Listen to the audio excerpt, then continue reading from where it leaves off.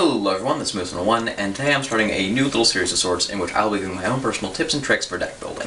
Before I get into the rest of the video, I wanted to quickly mention that this may change my upload schedule slightly and that I may begin having more than one video weekly. I know that deck building tips, especially more basic ones, aren't going to be relevant to a lot of you, and because of this I still want to create other videos whenever I feel it is necessary, such as when I complete a new deck profile or there's relevant discussion to be had. This series will just give me something to produce every week without creating filler videos. And with all that said, I am going to get into today's deck building tips.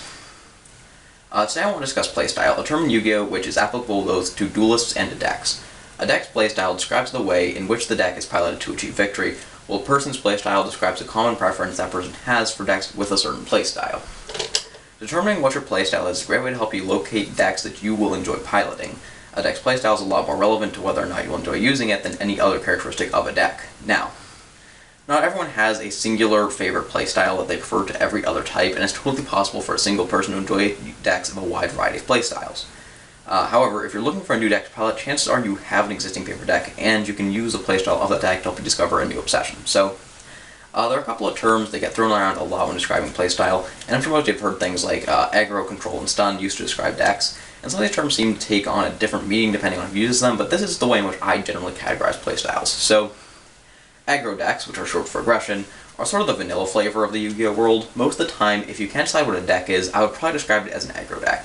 And that makes sense, as the aggro playstyle is a pretty vague concept. Basically, any deck that aims to win by beating through your opponent's defenses, I would classify as aggro. Some examples of aggro decks are Six Samurai, Zombies, and Insectors. Another term that is often associated with aggro decks is turbo, and specifically usually denotes decks that focus on producing a single boss monster or field as quickly as possible.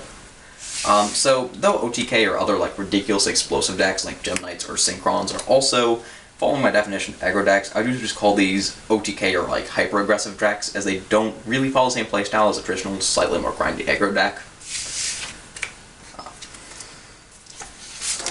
So another playstyle is stun.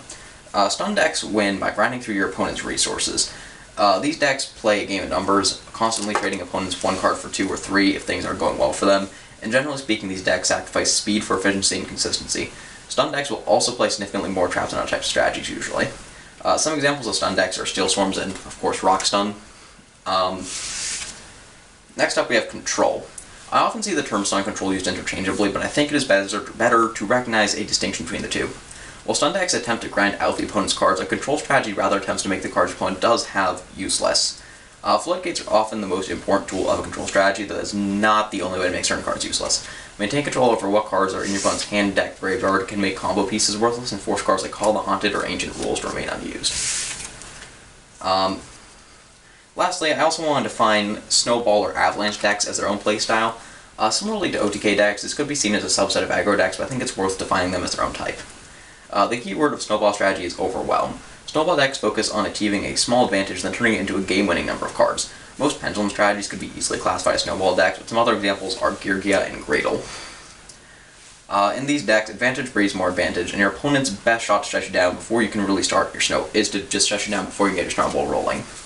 Now, not every deck can be easily classified as just one type of strategy. Actually, I would say that most decks are some combination of at least 2 different strategies, and even among the examples I give, there's some gray area. Six Samurai, though a good example of an aggro deck, also rely heavily on Floodgate-style boss monsters like Machiuri Beast and legendary Six Samurai Shien. The Insectors, meanwhile, have a style of repetition and destruction that's reminiscent of stun strategies. So how do you make use of this information? If you're fairly new to the game, and you are still trying to find a deck that you truly enjoy, then try to look for decks with different playstyles than those you've already tried out. Or, if you've already found a deck that you really enjoy, then you can try to find decks with a similar playstyle when looking for something new to pilot. Understanding some of the terms that people use often to describe decks will also help you understand a little better what decks you could potentially end up facing off against. You'll want to play differently against Zeal Gigas Turbo than you would against Gishki Control. Another thing to mention about playstyle is that certain playstyles tend to have counters to other playstyles. So, for instance, stun decks that oftentimes are filled with responses will be good against OTK decks that are weak to being interrupted, while control decks will tend to beat some hyper-aggression decks, as well as just other aggro decks because they can destroy combo pieces and such. So, that's not always 100% true, but it's oftentimes a good way to think about counters. So, that's all for today's video. I hope you enjoyed it. Please let me know what you think of the video and of the series in a comment down below, and subscribe for more deck building tips, as well as deck profile and other discussions. Until next time, see ya!